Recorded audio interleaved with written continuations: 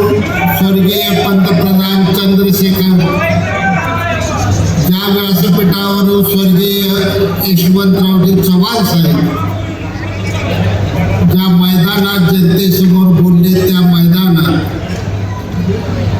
महाराष्ट्र राज्याचे सर्वात कर्तबगार माजी मुख्यमंत्री आणि आजचे तुमचे माझे सर्वांचे नेते आणि खऱ्या अर्थानं या राज्यातल्या 13.5 कोटी जनतेचे लोकनायक आदरणीय एकनाथजी शिंदे साहेब, व्यासपीठावर असलेले सर्व मंत्री, सर्व मान्यवर, सर्व पदाधिकारी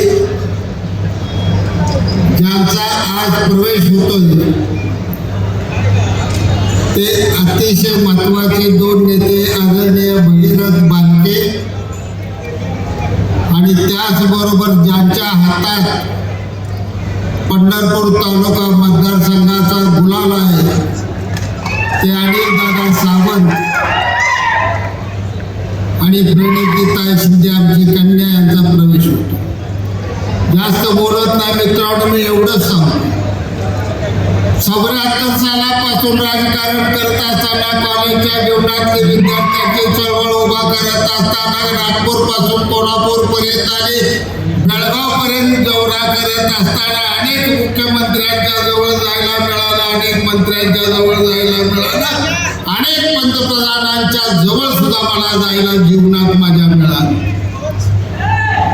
अनेकांचा लाडका कार्यकर्ता म्हणून शहाजी बापू, अनेकांचा लाडका शहाजी बापू म्हणून गेली 40 वर्ष तुम्ही ऐकत आला. पण जीवनाच्या संपूर्ण राजकारणाच्या वाटचालीत मला एकच ठिकाणी आधार मिळाला. ताणलेल्या जनावराला कुठंतरी रानात तळ पाणी प्यायला मिळतं, तसं राजकारणाच्या माझ्या जीवनात मला एकच आधार मिळाला. तो आधार म्हणजे एकनाथ शिंदे साहेब. फक्त आणि फक्त बहुधा कोरोना ज्यांच्या अंतःकरणात आहे, दयासागर म्हणून मन ज्यांचं आहे, आकाशाला गवसणी घालणारं ज्यांच्याकडे राजकारणाची बुद्धिमत्ता आहे, असं महाराष्ट्रातला आधुनिक या नेते आहेत ते एकनाथ शिंदे साहेब. बालके साहेबांचा प्रवेश अनेक मी गेली 3-4 वर्ष प्रामाणिकपणे प्रयत्न करत होतो. घडणार अनेक अडचणी आल्या, अनेक आपल्यात काही लोकांनी वेड्या वावड्या उठून भगीरथ दादाला त्या ठिकाणी बुजवलं. परंतु मी भगीरथ दादाला आणि दादा सावंत साहेबांना एवढंच या ठिकाणी सांगतो, 2 वर्षात 5,500 कोटी रुपये एकट्या सांगोला तालुक्याला मिळत असते, तर प्रणितीताई या शहराला काय मिळेल शिंदे साहेबांकडून याचा विचार केला. सही करावे ते एकनाथ शिंदे साहेबांनी कधी कागदी वाचणार, परंतु तळागाळातल्या माणसासाठी, गोरगरिबांसाठी, गोंधळ्यासाठी, धनगरासाठी, सनगरासाठी, टकाऱ्यासाठी, आदिवासीसाठी, मराठा असो, बौद्ध असो, मातक असो, होलार असो, कुठल्याही आटा पगड जातीसाठी रात्रंदिवस कष्ट करणार, स्वतःच शरीराकडनं बघता रात्रंदिवस राबणारं नेतृत्व एकनाथ शिंदे साहेबांचं. आणि एवढ्यासाठी मित्रांनो उद्याची लढाई करायची. आज भगीरथ दादाचा या ठिकाणी प्रवेश होतोय, अनिल दादाचा प्रवेश होतोय. शिंदे साहेब, तुम्हाला माझी कळकळीची नम्र विनंती आहे, फक्त तानाजी सावंत सरांना 18-19 साली जसं लक्ष दिलं सोलापूरकडं, तसं पुन्हा लक्ष द्यायला हवा. 5-6 आमदार आजच निवडून आले म्हणून सावंत सर तुम्ही ज्या धाराशिवला लावून बसलाय ते आम्हाला लावू नये. या जरा इकडे, ही घर तुमचं, ही घर आहे, इकडे सासरवाडी आहे, महाराणी इथं आहे, आई बापाचं प्रेम इथं आहे. एक वाक्य सांगून जातो, थांबू, वेळ कमी.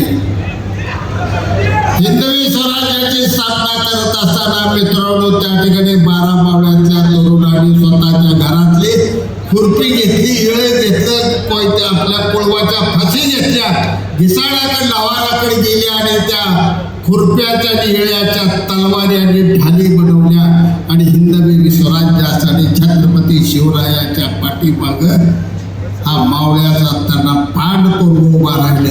निजामशाही, आदिलशाही आणि मोगलशाहीला सुद्धा हादरवून टाकणार असं हिंदवी स्वराज्य स्थापन झालं. ते बावळ्यांमुळे. व्यासपीठावर असलेले सगळे नेते या ठिकाणी असतील, हे नेते तेवढेच बरोबर आहे, पण स्थानातला सगळ्यात शेवटी बसलेला माझा शिवसैनिक एवढ्याच माणसांच्या तोलामोलाचा आणि एवढाच बरोबर तो शिवसैनिक आहे. ही लढाई आहे ती तुमच्या हातात आहे. ही लोकशाहीची लढाई खेळायची आहे. आम्ही गुवाहाटीला गेलो, अनेक टीका झाल्या. जर आम्ही गुवाहाटीला शिंदे साहेबांबरोबर गेलो नव्हतो तर हुल्लेत आहे तुम्हाला 1500 रुपये महिन्याला कुठनं मिळणार नव्हतं मिळत तुम्हाला पैसे मिळाले. आम्ही गुवाहाटीला गेलो, शिंदे साहेबाला आम्ही मुख्यमंत्री करतो म्हणून केलं आणि आज प्रत्येक बहिणीला 1500 रुपये भाव दर महिन्याला मिळते. माझी ज्योतिताई कुठं झोपडपट्टीत राहते, ऍक्टर म्हणून काम करत होती. पहिली कामं देणारा तिला मानस कन्या म्हणून प्रत्येक भाषणात मी 25 वर्ष झाले जाहीर करत होतो. आज शिंदे साहेब तुमचं दयाळू मन, एवढं मोठं म्हणा या आंबेडकरांच्या पोरीला तुम्ही आज राज्यसभेत पाठवलं. हा सर्वात मोठा झालेला तुमचा राजकीय निर्णय. मित्रांनो, उठा, जाग हो. आपण निष्कर्षलेल्या अवस्थेत आहोत. खंबीरपणे आपल्या माणसासाठी, आपल्यासाठी कष्ट करणार शेतकरी, शेतमजूर, गोर गरीब सर्वांसाठी राबणारं नेतृत्व आहे एकनाथजी शिंदे साहेबांचं नेतृत्व. त्या नेतृत्वाने केलेले काम घराघरात झोपडीपर्यंत पोहोचवा. गल्ली बोळात हिंडा, फक्त मुंबईचं दौरं करण्यात वेळ घालवू नका मित्रांनो.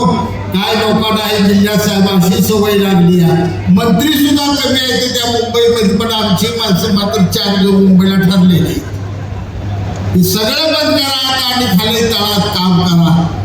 मी जाता जाता एवढंच सांगतो की भगीरथ भालके आणि अनिलदादा सावंत यांचा प्रवेश हा सोलापूरच्या जिल्ह्याच्या राजकारणाला कलाटणी देईल. आणि 95 साली जे शिवसेनेचं सोलापूर जिल्ह्यात वैभव होतं, 4-5 आमदार होते, या ठिकाणी मंत्रीपद होती, ते वैभव शिंदे साहेबांच्या नेतृत्वाखाली फक्त आपण या जिल्ह्यात निर्माण करू शकतोय.